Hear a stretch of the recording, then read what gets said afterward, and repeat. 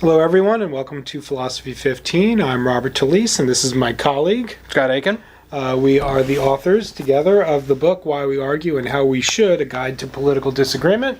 These are 15-minute, no longer, conversations, unscripted, about philosophical topics. And today, Scott and I have a short piece up at the webpage 3 Quarks Daily about deep disagreement and argumentative optimism, where we tried to sketch an optimistic view about argumentation in response to what has come to be known as the deep disagreement problem. Scott, why don't you run us through the problem, and then we'll talk about our optimism. Why be an optimist whenever there's so much deep disagreement around? Well, so what deep disagreement is it's supposed to be a phenomenon, or in some ways it's a kind of a theoretical posit in a way, that there are disagreements where the background conditions for you to be able to have any argumentative overlap with somebody just don't obtain. So with most disagreements that we have with people, we kind of know how we would fix the problem. We know where we say, look, we don't agree about this.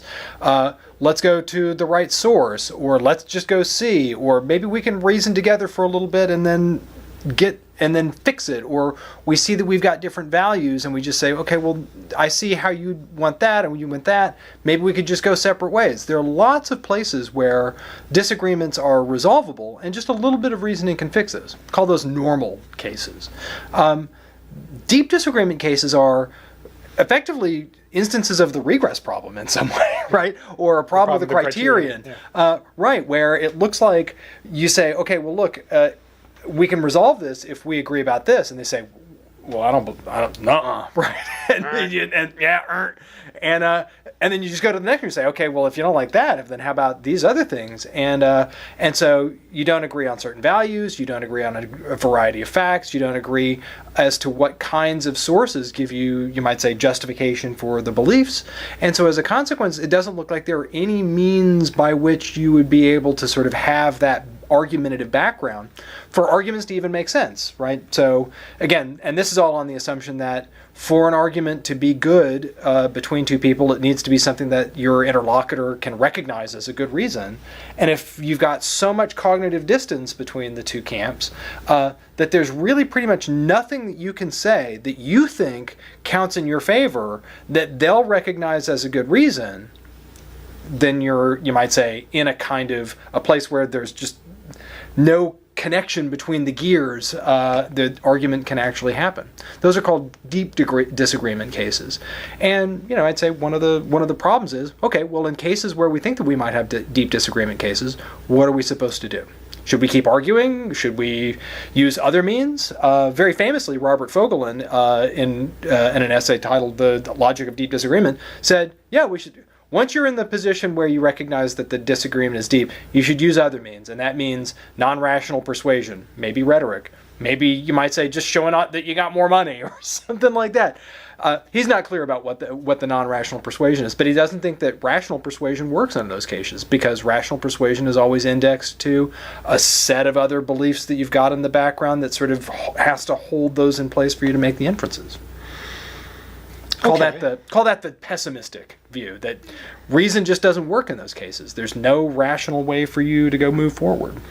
Okay, now I take it that the optimistic response, at least the one that we articulate in our piece, is that there's something kind of confused, maybe we could say, about the setup. Maybe about the very concept of deep disagreement. Right. It looks as if deep disagreement countenances the intelligibility of recognizing another as someone with whom one disagrees, right, yet at the same time recognizing that other as someone with whom one cannot argue. Right. And it looks to us, we say, this is a Davidsonian style thought. Yeah. Maybe we'll put it this way. The very idea of an argumentative alien, right? Somebody with whom argumentative business cannot be conducted, is looks unintelligible insofar as you see the person not simply as an alien, Right. but as an argumentative alien, someone with whom argumentative business can't be done. Yeah. It looks like you have to attribute to them the status of being at least a potential interlocutor in argument. Right.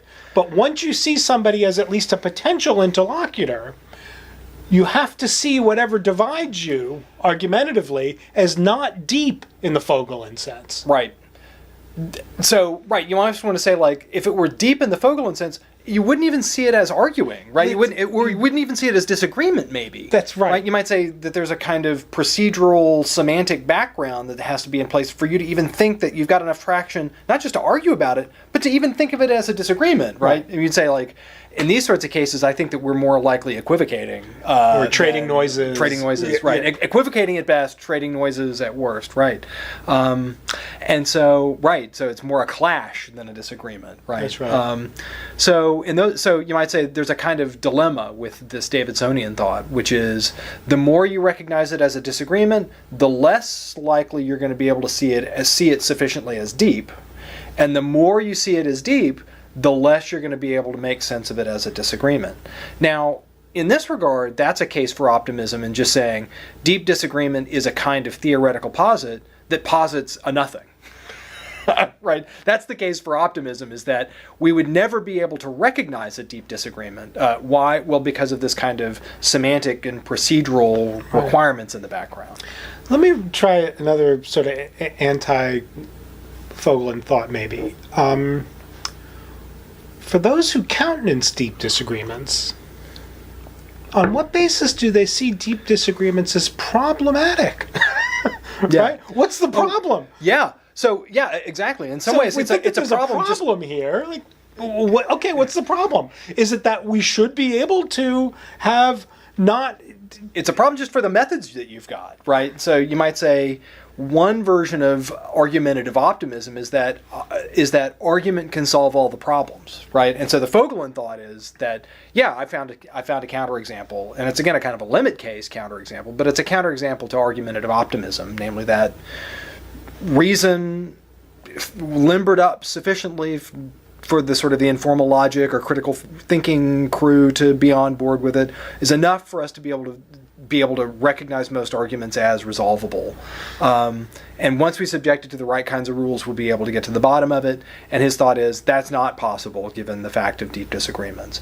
And the puzzle with, I think, the Vogelin case is that is giving examples of deep disagreements, right? So you say, this works just like the alternative conceptual schemes stuff, right? Where it's like half of the Davidsonian line is, oh, you've got the possibility of conceptual scheme. Well, tell me about that other conceptual scheme. And then once they start telling you all about the conceptual, it's no longer incommensurable. Yeah, right. Hey, you just translated that for me, so we're all done, right? And so, yeah, these commensurations or translatabilities. Same thing I think goes with regards to these different conceptual schemes or these different argumentative paradigms. Once we start representing how the other side argues and how we start being able to represent their premises and their conclusions and things like that, and recognizing them as arguments or recognize them as potential people with which to argue, but you just say, yeah, I just can't be able to fit the premises with them.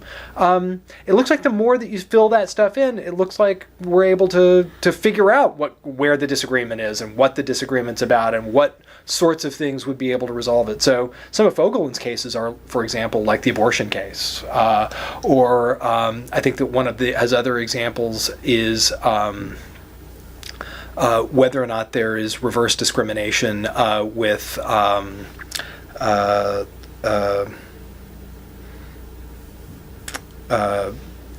admissions to college, identifying certain underrepresented groups. So in these sorts of cases, you just want to say something like, but it looks like those are at least in principle resolvable. I mean, maybe folks are working with different concepts or with different values, but certainly we can hash those sorts of things out. It's like those. Maybe you might say there's a kind of a hasty generalization with the examples. And again, maybe the examples can just be heuristic and just say they're on the road to something deeper or something like that. You just say, see how deep these are? Maybe they're not deep, qua deepest, right? But almost all the examples of deep disagreements are ones where in some cases you look at them and just say, I think I know how to fix that problem. Right. What is so if the non-optimistic or the pessimistic line is because there are such things as deep disagreements. Yes. Non-argumentative means must be employed in confronting those cases. What are the non-argumentative means employed?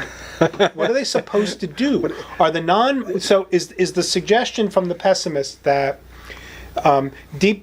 what the thing to do in deep disagreement cases is to employ some non-rational, some non-argumentative strategy in what? In securing assent to your conclusion, or in securing assent to some common premise from which argument can proceed.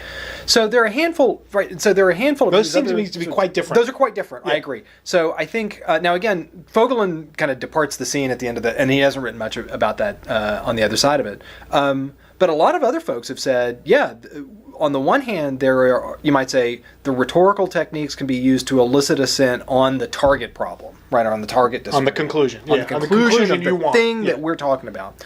There are other strategies that you might say halfway house views that are sort of optimistic, where you'd say, there are deep disagreements. Under those conditions, you can't argue. However, it does look like there can be ways in which you can use non-argumentative means to be able to build a culture with those folks, right? So you might say, well, what do you do? Well, sometimes it means that you just need to share some space with them and watch their soap operas or something along those lines. And once you've got enough of the shared culture, then you can start arguing. But it's only once you've got that shared culture. And so most of the folks who are these sort of optimistics, these sort of mitigated views are ones where you say, well, it's really time indexed. Deep disagreements are impossible to argue at a time. But, you might say certain kinds of displays of rationality can build a culture so that later on you'd be able to argue with them. But right now you just say, well, we just try to display stuff and try to teach each other about ourselves and build something in the interstitial places between the cultures. Right. It's hard to see that view as pessimistic, though. Yeah, it's pessimistic at a time, right? Right. You said, and there's no guarantee that you might say the cultures will mesh up and be able to, again, you might say, maybe there are sort of cases where you'd say, well, maybe they have to be sufficiently overlapping for us to be able to solve a hard problem, right? And so maybe there's just so much distance between the cultures that you'd say, we're able to build up enough common ground, but you might say, just because we agree on the need for high-quality footwear doesn't mean that we can solve the problem of abortion, right, or something like that. All right. Well, Philosophy 15, folks. Thanks for joining us. We'll see you next time.